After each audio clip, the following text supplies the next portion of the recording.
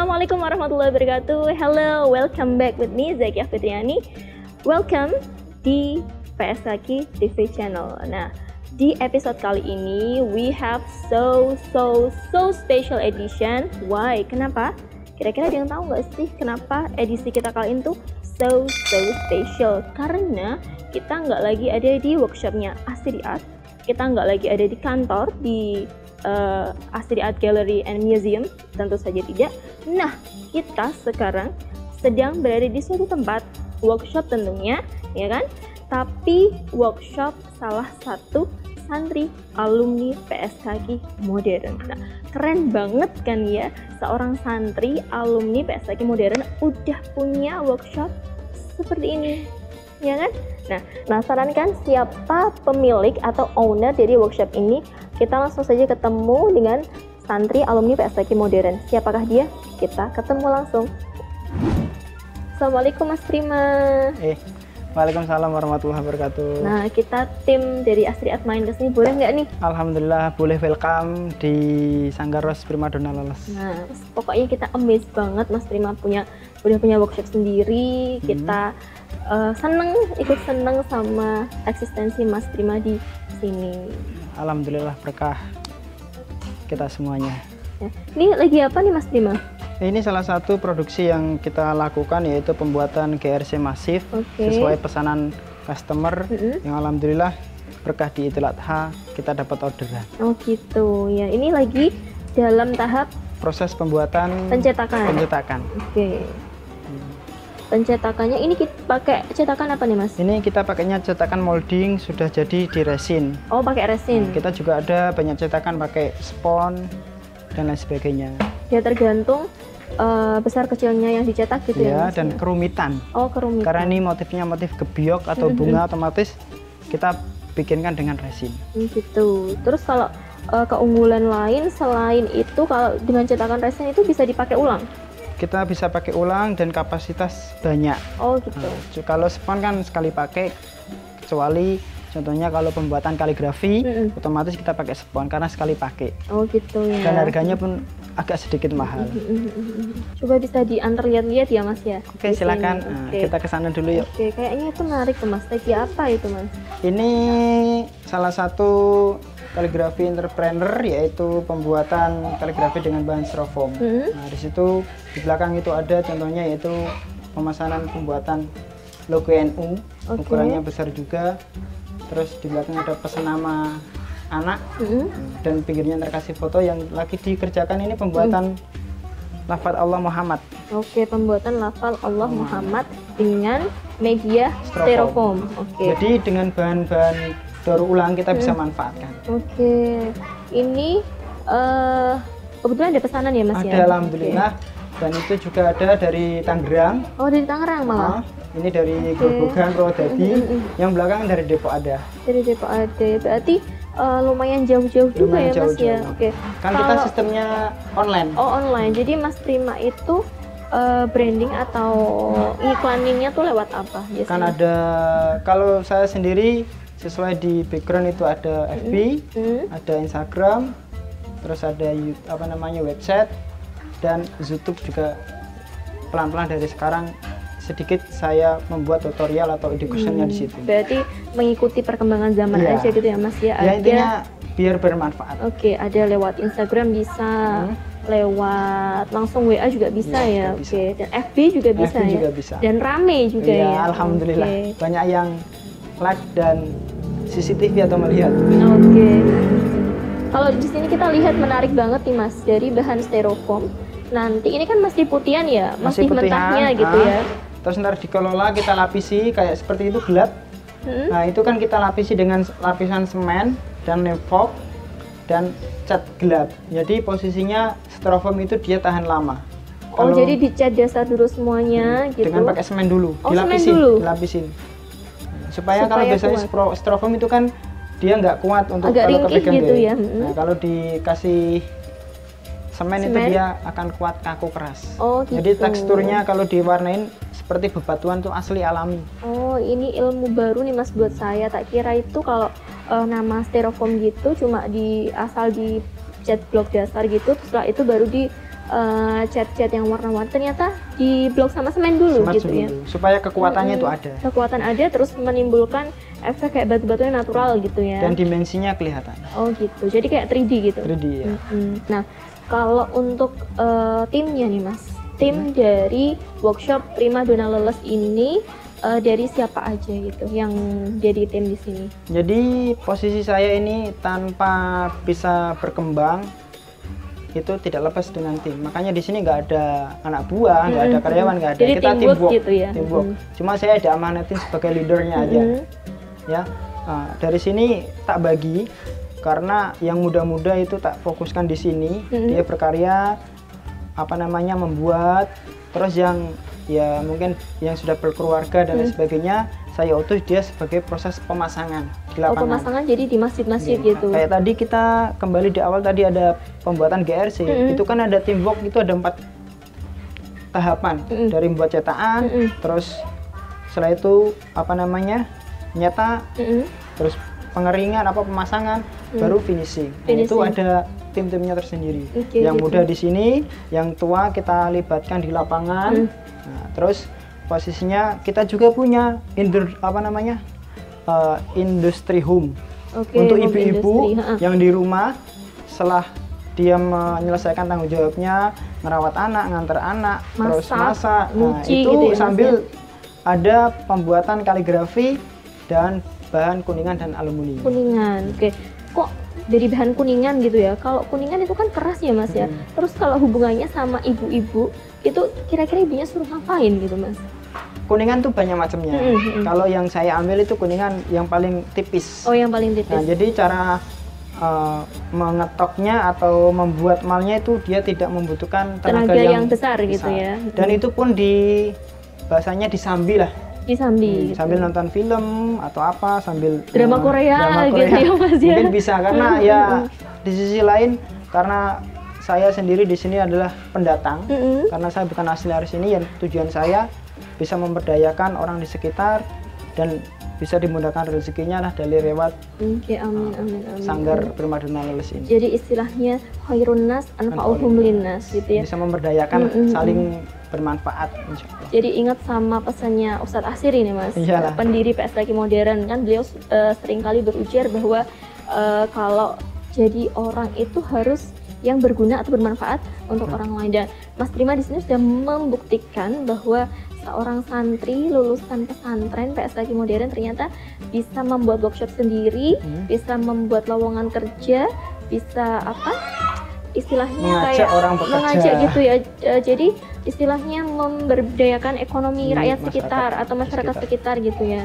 Oke. Karena posisinya di sini kan kebanyakan tani juga, gitu ya. Tapi tani itu kan musiman. Nah, tapi kalau nggak musiman kan dia ngapain gitu ya Mas ya. Makanya jadi, dengan pemikiran saya semoga bisa bermanfaat.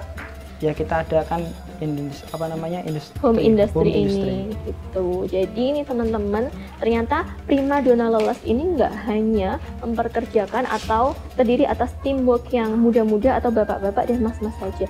Ternyata ibu-ibu pun di sini kecipratan rezeki dari Prima Donna Leles sendiri. Seperti yang telah diungkapkan ownernya Mas Prima, bahwa ibu-ibu di sini dilibatkan untuk pembuatan kaligrafi kuningan gitu ya Mas ya. Karena untuk saat ini baru kuningan, ntar kedepannya lebih berkembang karena lebih mudah. Dan tidak membutuhkan tenaga yang lebih besar. Oke. Nah, boleh nggak Mas kita duduk terus ngobrol-ngobrol tentang pengalaman saat Mas Prima menimba ilmu di PSKI, suka dukanya dan lain sebagainya. Boleh. Saya duduk dulu ya Mas. Oke, silakan. Welcome. Nah, sekarang kita mau tanya-tanya nih Mas tentang suka dukanya Mas Prima di PSKI, terus pengalaman-pengalaman Mas Prima lah ketika di PSKI Modern. Nah, pertama, Mas Prima kenapa milih PSKI Modern? Dulu saya punya cita-cita itu sebelum saya nikah, gimana caranya saya itu bisa belajar kaligrafi. Entah panggilan hati. Saya dulu ketika buka internet yang terbuka pertama kali adalah Lemka Sukabumi. Lemka. Karena LMK Sukabumi itu bisa dibilang pondok pertama kali kaligrafi yang termasyhur. Tapi hati berkata lain, tiba-tiba kok ada yang mengajak saya ke PSKI. Ketemu Ustadz Asiri, dikasih tausiah, dan kasih arahan begini begitu, semuanya itu ya sama. Cuma tergantung kita, kalau belajar pengen semangat ya akan dapat hasil yang luar biasa. Kalau kita malas walaupun bertahun-tahun ya sama aja tanpa ada hasil. Nah, ketika di sana saya ketemu Ustadz Asiri, pas angkatan saya itu disambut pembukaan, terus dikasih aturan kita kontrak 2 tahun. Pas pertama saya belajar, ya saya seperti biasa belajar kaidah, tapi tiba-tiba Ustadz memerintahkan saya, kok Juk, kamu ikuti saya di suruh mengelola resto itu. Tapi pas pertama kali saya dibilang, namamu siapa? Saya Prima. Oh, kamu pasti akan jadi pengusaha besar, melebihi saya. Nah, itu salah satu keyakinan saya Ustadz Asiri, yang sekarang Ustadz Asiri itu apa ya, maestro lah bisa dibilang. Banyak karya, ribuan karya, ya karena doa beliau, saya akan melebihi beliau. Bahasa doa beliau itu insya Allah saya yakin seperti itu, dan semoga bisa bermanfaat. Kayak jadi motivasi sendiri gitu. Ketika Ustadz Asiri bilang seperti itu ke Mas Prima gitu ya. Nah, Mas Prima kan ketika udah masuk ke PSAK Modern selama kurang lebih 2 tahun ya Mas? 2 tahun kontraknya. 2 tahun, oke. Tahulah sistem pengajarannya, kemudian kualitas ustadz-ustadznya dan lain sebagainya. Kalau dari sistem pengajarannya sendiri, menurutnya Mas Prima itu seperti apa? Di sana punya konsep beda dengan pondok-pondok kaligrafi lain, karena di sana itu kan penerapannya juga kita ada, ilmu visualnya itu ada. Cuma untuk santri pertama kita masuk sesuai dengan kurikulum PSKK itu, kita masuk sesuai jam mata pelajaran, yaitu jam 7:30 sampai jam 12. Itu di kelas. Setelah itu jam 1 setelah zuhur kita sholat dan lain sebagainya, jam 1 sampai jam sore kita mengerjakan tugas. Malamnya kita baru koreksian. Dan di sana berkahnya itu rata-rata hampir 99% itu pada dalail. Dalail, ada dalail khairat, dalail Quran, dan alhamdulillah saya kemarin pertama kali derek itu dalail Quran. Dalail Quran selama 1 tahun. Gitu ya. Dan setelah 1 tahun, karena kemarin saya izin Ustadz nikah itu boleh, otomatis saya punya istri mau dalail Quran lagi atau dalail khairat, ya kasihan istri saya juga. Karena tugas suami juga menafkahi lahir dan batin. Dan posisinya ada tanggung jawab yang lebih berat juga. Itu untuk pendidikannya. Terus selama seminggu, setiap Senin sama Kamis itu kita ada tryout. Tryout itu bisa dibilang tugas yang dari pembimbing atau pengasuh atau mu'alim. Itu kita dikasih tugas seperti kita seakan-akan itu mau lomba. Jadi dari jam 8 sampai jam 5 itu tugas harus selesai dikumpulkan dengan waktu itu. Kalau kita telat itu kita dihukum, biasanya suruh bersih-bersih pondok, terus apa namanya denda dan lain sebagainya. Piket masak. Kalau masak biasanya udah ada masing-masing. Cuma kembali hukuman itu untuk kebersihan kita atau untuk kembali ke kebaikan rumah, untuk apa namanya teman-teman. Itu selama seminggu sekali. Terus 3 bulan sekali kita ada uji karya. Kan di sana ada 3 golongan, ada naskah, ada mushaf, ada dekorasi. Karena saya sukanya dekorasi, kan mushaf itu full dengan warna hitam kertas. Kalau naskah, kalau mushaf itu ada warnanya kanan kirinya ke lingkaran. Kalau orang yang mungkin orang awam yang belum mengetahui, tapi yang sudah mengetahui mungkin memahami. Kalau dekorasi medianya dia pakai papan triplek full cat. Nah itu selama 3 bulan itu kita diuji seperti kamu jurusannya apa. Itu selama 1 tahun. Ketika sudah selesai 1 tahun, kita akan ditugaskan untuk PPL, karena di kurikulum situ kita ada PPL. PPL itu ketika ada Ustadz ada proyek mengerjakan kubah, kita ditugaskan bersama senior, yaitu langsung di lapangan. Contohnya kalau kemarin ada beberapa yang saya kerjakan, tak contohkan satu di Blora. Kita nggak tahu, mungkin ada yang di Kalimantan, ada di Sulawesi dan jauh, tapi alhamdulillah saya dapatnya yang dekat.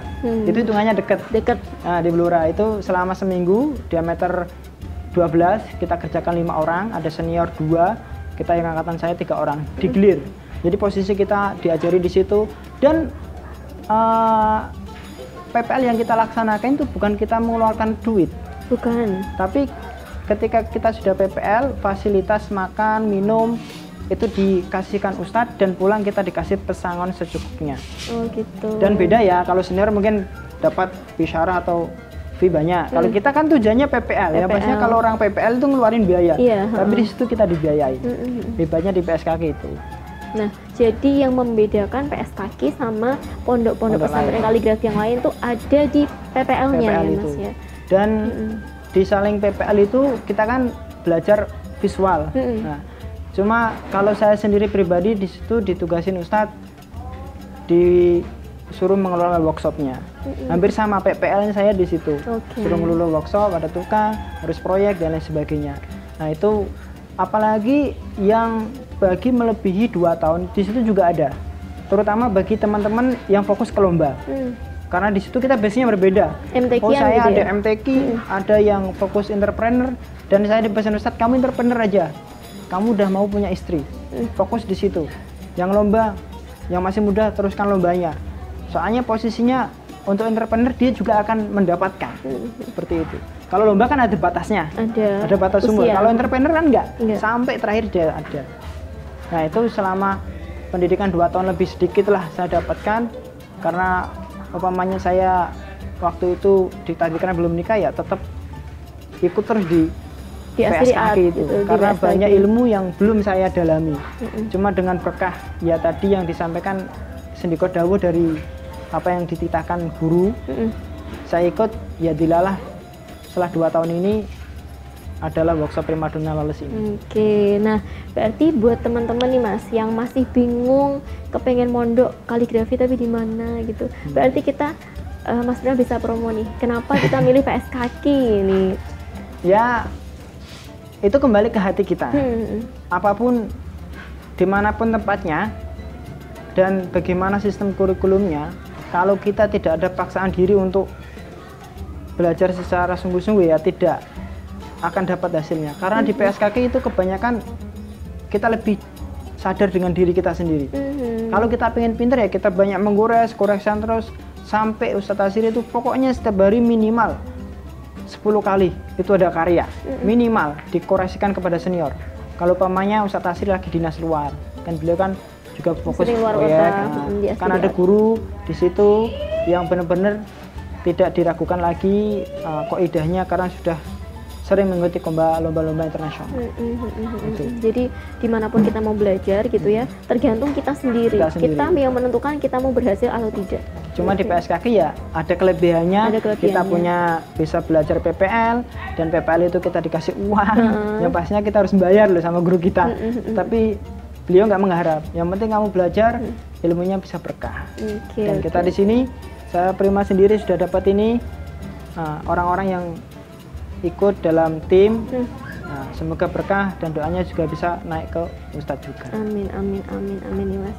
Nah kemudian selanjutnya nih suka dukanya Mas Prima ketika belajar di PSKK modern seperti apa, bisa diceritakan? Kalau suka dukanya, kalau namanya orang jenuh itu pasti ada. Pasti. Karena kita diposisikan, emang kalau setahun kita jenuh.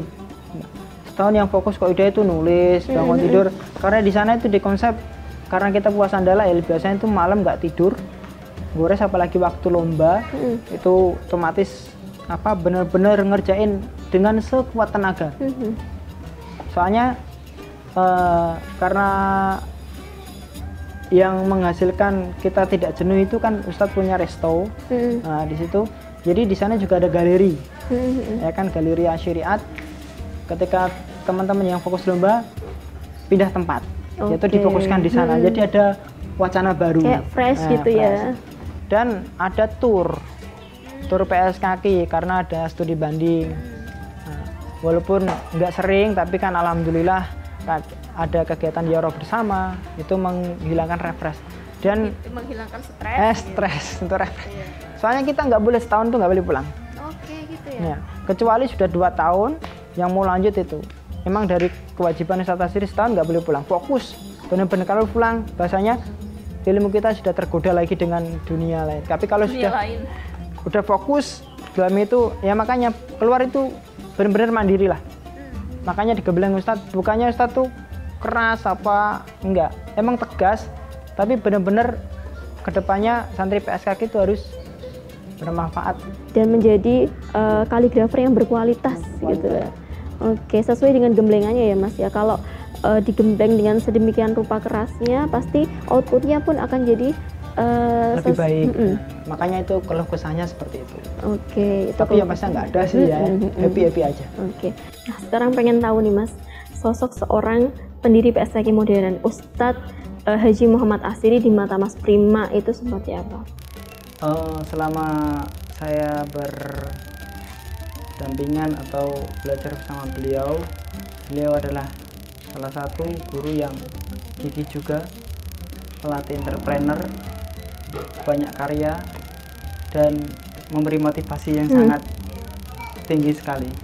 Karena ucapan beliau itu gimana ya, bisa mengikat orang itu menjadi lebih percaya gitu.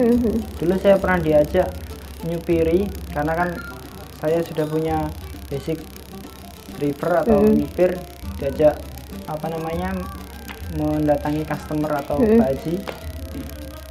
Contohnya kemarin di Pati. Di Pati, soalnya kan juga sering ke Jakarta dan sebagainya. Contoh di Pati gini, ketika dia datang sesuai akhlak kita sebagai orang tamu, ya ketuk pintu salam, terus sana menyapa dulu, baru kita baru berbicara. Nah, inti manis dalam pembicaraan itu, proyek itu udah deal, harga sudah sesuai, terus niat Ustadz Asiri untuk sedekah juga ada, untuk masjid itu ada. Nah, beliau juga berbicara sana, oh ada keluh kesah di sana karena proyeknya akan di luar Jawa. Ya, ilmu Ustadz Asiri dalam ilmu weton. Weton, karena beliau juga bapaknya dulu juga pintar di hitungan aksara Jawa. Tiba-tiba beliau juga menyampaikan dengan itu. Nah, jadi kan ternyata Ustadz Asiri juga pengalaman kejawaannya juga dalam. Makanya filosofi dari beliau juga sekarang yang sudah dekat sama para habaib, jadi bisa menenangkan hati beliau. Terus proses dalam perjuangan beliau untuk syiar kaligrafi bisa lebih diberkahi. Intinya tuh kayak karismatik, terus punya kekuatan untuk memotivasi gitulah Mas ya. Bisa menarik perhatian, yaitu cara bicaranya itu loh, yang seakan-akan menggoda gitu loh. Menggoda. Makanya kan pinter juga dalam manajemen marketing beliau. Itu. Yang sering saya pelajari itu saya temukan di lapangan. Ketika langsung ketemu dengan customer langsung, nggak mungkin saya belajar di PSKK di dalam tanpa adanya PPL, itu nggak bisa seperti itu. Kalau dengan PPL itulah dapat ilmu di lapangan seperti itu. Salah satu kehebatan beliau. Oke, nah ini pesan-pesan Mas Prima untuk teman-teman ya, santri gitu yang pengen punya usaha sendiri, kira-kira seperti apa Mas Prima kiat-kiatnya nih, bisa disampaikan sama teman-teman? Setiap kita manusia mempunyai motivasi tersendiri, mempunyai moto tersendiri. Tadi banyak ada yang anfa'unas khairunas anfa'ulinas, baik-baik manusia itu bisa bermanfaat kepada orang lain. Dan motivasi dalam diri saya itu jangan pernah merasa bosan, lelah, dan cukup dalam belajar, bekerja, dan berkhidmat. Pokoknya jangan pernah merasa bosan, lelah, dan cukup. Karena kita kalau belajar itu ilmu pasti tidak ada habisnya. Jangan pernah bosan, lelah, dan cukup. Cukupnya ini konteksnya cukup tentang ilmu ya Mas ya. Karena kalau kita mendalami ilmu tidak ada habisnya gitu ya. Karena semuanya itu saling berkaitan. Makanya dan jangan pernah lelah, bosan, dan cukup dalam bekerja, karena tanggung jawab kita seorang kepala rumah tangga ya harus menghidupi keluarga, kan seperti itu. Dan tak lupa jangan pernah lelah, bosan, dan cukup dalam bersedekah, itu yang penting. Karena tidak tatpaul bala sedekah itu ya, tatpaul bala itu dari sedekah itu. Jadi yang bisa menghindarkan dari bala-bala itu ya sedekah itu. Jangan pernah merasa bosan, lelah, dan cukup itu. Itu salah satu pesan dari almarhum guru saya juga yang di pondok seperti itu. Tapi salah satu prinsip atau pesan dari bunyai saya sebelum saya pamit boyong, kamu harus jadi pengusaha dan jangan tinggalkan mendidik. Makanya menyambi posisi saya mempunyai workshop ini, di sisi lain ya ada ikut membantu dalam segi pengajaran di SMK.